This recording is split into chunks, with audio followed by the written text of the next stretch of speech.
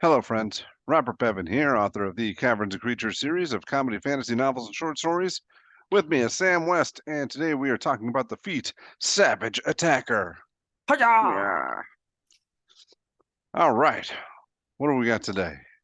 Savage Dagger is really simple and it's really lovely. It might be the shortest feat we've read ever. It's like maybe 20 words. Once per turn, when you roll damage for a melee weapon attack, you can re-roll the weapon's damage dice and use either token. That's it. It's that simple. It's nice and simple. I think despite it being not particularly exciting as far as like words on the page, playing with Savage Attacker is pretty fun. And I think that it's one of the more underrated feats as far as like damage dealing goes. I think you can get quite a bit more juice out of some varied weapons with this. I think Savage Attacker can go in more builds than you'd think. I mean, there are obviously some issues with it being a martial feat mainly. So you like there's a ton of competition. But if you're like, I don't need to do the big dumb busted things. I don't need to necessarily have like, I don't need to be directly in my lane as I am the Sentinel character. I am the Great Weapon Master character. I am the 2-weapon fighter. I think Savage Dagger can be really fun and great pickup for you. Yeah, I mean, like once per turn is a lot. I mean, if you're getting multi attacks, it's not going to be as big a thing, but still, you can get a lot of miles out of this. What are we talking about? Like the difference between the floor and the ceiling of weapon damage?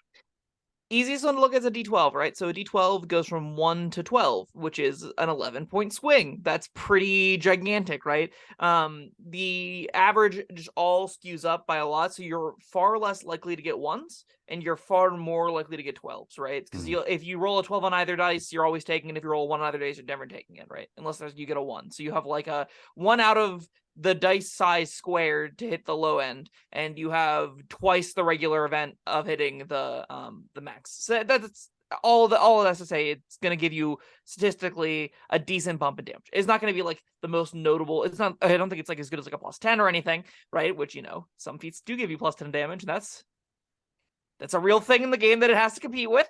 But again, I think that you're doing enough bonus damage with it if you're using D12. I think you really, if you're using D6s, it's kind of like a lot smaller of a difference. You're more likely to hit the 1s anyway. You're more likely to hit 6s anyway. Like I don't think the damage spread necessarily is that much more worth it on the smaller dice sizes. 2d6s with like mauls and great swords, sure, that also improves your average damage a little bit. The dice already the 2d6 weapons are already pretty good about hitting average damages though, so like making it so you're hitting slightly higher average damages is fine. It's not going to feel as good as whenever you go make 2 attacks with your I don't know, I think halberd's a D12 or a D10 weapon. You'd make 2 attacks with your halberd, and the first time you hit with one, you go, I got a 2. I don't like that. I'm gonna re-roll that, and you get like an 8 or 9. Like that feels way better than I got a 4 on my D2 on my 2d6s. Do I re-roll this? Maybe I hit a 7. Maybe I hit an 8. Like that's it seems fine.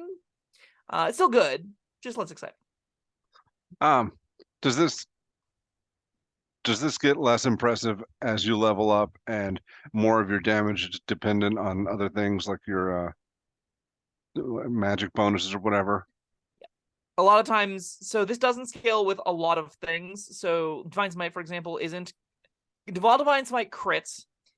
I don't believe it is considered part of the weapons damage dice, so it doesn't qualify for I Savage don't think Attacker. so. Yeah. But there are things that do apply this. I think like I always go back and forth because there's so many different effects that do and do not add to weapon damage dice. So like Divine Favor, if memory serves, does adding a D4. Yeah, your weapon deals an extra D4 radiant damage on hit, so Divine Favor damage would get rerolled. So that's a little neat addition. There are some things that augment it. If you can get anything that like if you're using a Flame Tongue and the Flame Tongue within its damage dice, whenever it has like it'll tell you in its damage dice section. If it says 2d8 fire damage, that's all considered a part of the damage dice. But if you then have a magical enchantment on a longsword that says the longsword deals an extra 2d8, or creature hit by the longsword takes an additional 2d8 fire damage, that's not part of the weapon damage dice, but it can still crit. it's all a little bit convoluted, but that's to say you have to kind of like jump through some learning hoops. You're gonna have to consult the internets to figure out what does and doesn't scale with it. That What makes about it so most things don't scale with it typically, especially in the upper tiers. So most like magical enchantments and stuff you were saying don't hmm, scale with it. So what it's about not. regular old crit rolls? Crit rolls do scale with it. If you crit with Yeah, this, you can re-roll the crits and pick which of the crit you want, yeah. which is pretty sweet. Just thinking about if you're building toward like Crit somebody that fishing, gets what's that? Crit crit fishing? fishing, Yeah, yeah, yeah. Yeah, widening the crit range or whatever. yeah. This still, I don't know if this is going to be that huge a boon to that sort of thing. I think one big perk to it is if you really can put this on any character making melee attacks. Like you can be a monk, so your unarmed strikes do melee weapon. They're considered making melee weapon attacks when you attack with them, I believe. So I believe Savage Attacker works with monk. So like you can that's one of there are almost no feats in the game that work with monk. So there being one is kind of nice. There's like if you want to play the character that wants to weaponize like a smithing hammer as their main means of damage dice, this goes on the character sheet if you're looking for a feat. None of the other ones really fit your bill. If your objective is to empower how you fight, and the way you're fighting isn't necessarily with one of the more common routes, Savage Attacker is a feat you can always take and never have to worry about, and I think it's a big deal. So that's, I think, a big boon to it. It is undoubtedly going to be outclassed. Like you said, it doesn't scale really well because you only get once per turn. It's almost at its best the moment you get it because you're making the fewest amount of attacks. As you start making more attacks, you're getting less benefit per sequential attack for the feat. Whereas other feats, they let you do their thing every time you hit with them for some reason. I don't know why Savage Attacker was randomly like, nah, this is too good. It has to be just once. You can't do this on every attack turn. That'd be crazy. That'd be something like Great Weapon Master. That's unfair. But with Savage Attacker being locked to once per turn, you are a little bit more like fighters in particular are a little bit more hamstrung to say, well, I want to make 4 attacks a turn or like 5 with offhand weapons. You really don't want Savage Attacker in that build because you're getting one of those attacks augmented Yeah. as opposed to like 3 or 4 or 5 of them. But on your Rangers and Paladins that are aiming to make only 2 attacks around, this still seems perfectly reasonable even in the upper tiers. What about rogue sneak attack damage? Oh god, this is I love rules nightmares. This is I don't think Rogue Sneak Attack changes it. I don't think it adds to the weapon. I think it deals bonus damage. Hmm. Once per turn, you can deal an extra d6 damage to a creature you hit with an attack. That is the difference between. So if we go back and consult Divine Favor real quick, Divine Favor specifically says your weapon attacks deal an additional damage. Why'd I close Divine Favor, Bob? That was stupid of me. I should have known I needed to reference this over and over again. Where is Divine Favor? It doesn't. The gist of it is though, no, it doesn't scale with your Rogue Sneak Attack damage. You can't use it to dip back in. I believe. I could be wrong about some of this because Yeah. the wording is always inconsistent. Once per turn, you can deal an extra d6 damage to one creature you hit with an attack. Maybe in some Sage Advice or some errata that's been changed to once per turn, you can deal an additional d6 weapon damage dice or an extra d6 damage with your weapon or something. And that then suddenly qualifies for Savage Attacker. I don't believe it does, but it might. You're going to consult the internet and DMs. If you're consulting the internet and find me, I would rule no, and I would stick with that because I think that's the most likely the case. All right, I did find a divine favor here. That's yes, your weapon attacks deal an extra Yes, D4 radiant damage. that is the difference. Your weapon attacks deal versus you can deal extra to a thing you hit. Those are the sort of the nomenclature differences between these two camps. The first one does apply, the second one does not. Yeah. Ah, well, I guess I don't know. I guess the meat of a rogue's attack sneak attack is in the bonus damage, but Almost all of it. yeah, but like I said, they're getting 1 attack per turn, so this isn't gonna hurt a rogue. I think at like 4th level, if you want to be like the more brutal rogue, if you want to like if you're playing the brute fantasy or the enforcer fantasy where you're like, you're cracking you're the cracking skulls kind of like bruiser type, I think that fits on that character really well. And upping your damage dice outside of sneak attack also has its benefits whenever you don't get your sneak attack, right? It does make you Yeah. better when you're not sneak attacking. It's not going to scale well at all because you're only ever getting a d6 on those weapon attacks, and you really like maybe a D8 if you're using rapier, but there's not a whole lot of savagery behind a rapier, so I don't love Yeah. that fantasy. Just to be like a really thrust at him. That That's not really where that is.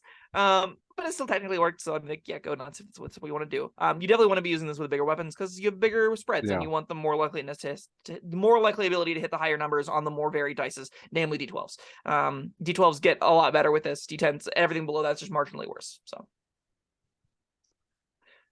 it's fine. Yeah. I can undersell that at the table it doesn't necessarily read all that exciting. But at the table, you will have those moments where you're like, oh god, I don't want to roll these. I don't want to roll a 3 here. I'm gonna need to roll better. And then you pick up a dice and go, and you roll it and it's better, and everyone cheers whenever you upgrade your dice to Savage Attacker. It's genuinely a fun mechanic to play with. If you've got a spare feat slot and you're like not dedicated to any builds, I'd recommend it. If you are going in for a build, there's probably no room for this. So like a dedicated I don't want to say min-maxed, but like you're aimed at a specific lane, it's going to be hard if it's Savage Attacker on your sheet. Well, I don't know. Well, maybe all right, so you started out saying that this can go on like almost any character. Anyone making melee attacks. Right, anyone making melee attacks. So that, I mean, we're not talking about wizards and sorcerers and stuff, mainly using Usually spells. not, yeah. Yeah, so there'd be some exceptions to that. Not so much rogues. They like using longbows. They like using daggers and stuff. So maybe if you're using like the rapier thing, but yeah. Yeah, they're not using great axes or anything with the big number dice. So yeah, we're chopping away at some of those. We're, who's this? And fighters aren't going to get the most out of it because of the multi attack, and it's not. I mean, they'll still get it once a turn, but the class so benefit.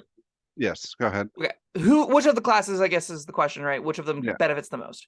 Barbarian, Ranger, and Paladin are the three. They're the bigger martial characters that like being in the front line, like hitting stuff, but don't attack a billion times. So Monk attacks a million times, making this really bad on monks. But again, if you're in the really low tier, it's going to feel a lot less bad because you're not making those billion attacks, only getting to change one of them. In the case of Barbarian, Paladin, and Ranger, you're capped at 2 attacks for the most part. There are going to be a lot of subclass features, a lot of other small ways where you'll be getting bonus action attacks from things.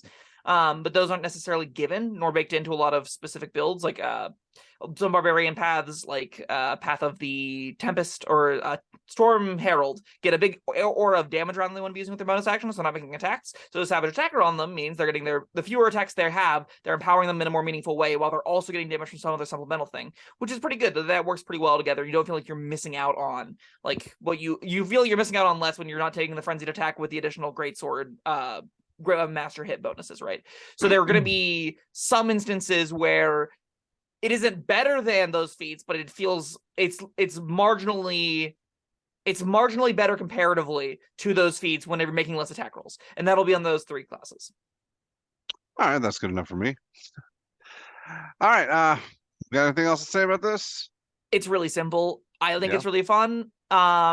I would recommend it to any person that is coming to play the game and just likes rolling in big numbers and big damage, but doesn't necessarily want to have to make a lot of decisions. If you're here to play the Barbarian and the Barbarian is here to break things, you can pretty easily say Savage Attacker, and then you go, I don't want to roll 2 right now. I want to roll bigger damage than that, DM. And then he goes, great, roll it again. And then you re-roll those Savage Attacker dice and hope for the bigger number. It's a lot of fun that way. And it doesn't necessarily ask you to like dive into the Sentinel builds and figure out your positioning all the time and use very specific weapons. You can put this on any character that's attacking with a greatsword or a halberd, attacking with a quarterstaff, attacking with whatever, and you'll have a good time with it. I just thought of something.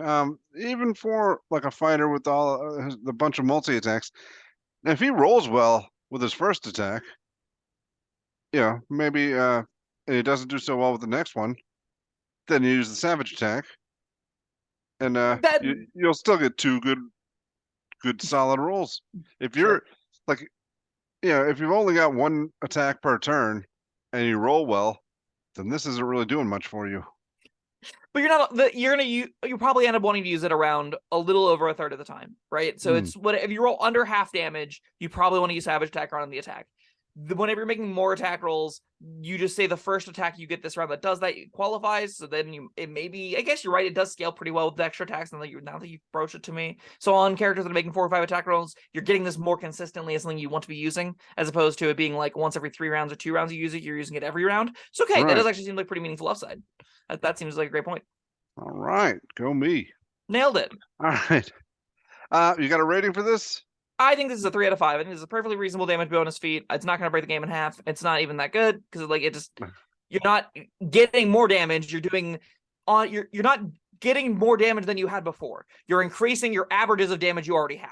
So it's not like you can now suddenly do 25 damage where you could only do 15 before. It's now you can more consistently get the higher end of your damage. So you're like you can't do more than 12 damage still or whatever. Still, I think it's really fun. I've taken it on a few characters and had a good time with it. It's a great little feat to not care too much about. Like, I'm not invested in the mechanics of my build that much. I just want to hit things. This is a great feat for you. Yeah, for all those reasons, I'm going to give it a 4. I think over the course of a game or a campaign, you'll get a lot of mileage out of this and be dishing out a heap more hit point damage. It also, Yeah. I got to say this too. It makes your turn slightly more interesting. Every single turn, you get a neat little decision to make. It'll make you engage with the game a little bit more, as opposed to just saying, "I roll, I hit, I roll damage. I roll, I Yeah. hit, I roll damage." Now you get to say, "I roll, I hit, I roll damage." Do I want that damage? And that's a nice question to ask your martial characters from time to time. All right. Well, that was Savage Attacker. Let us know what you think in the comments. Until next time, thank you, Sam, and thank you, everyone, for joining us. Bye-bye. Thank you for watching. If you found this helpful, informative, or entertaining, I'd really appreciate it if you hit the like button below.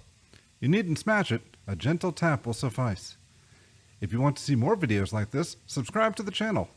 And make sure you check out the links in the description where you'll find my Caverns and Creatures series of comedy fantasy novels, Sam's full review of the spell, and other fun things.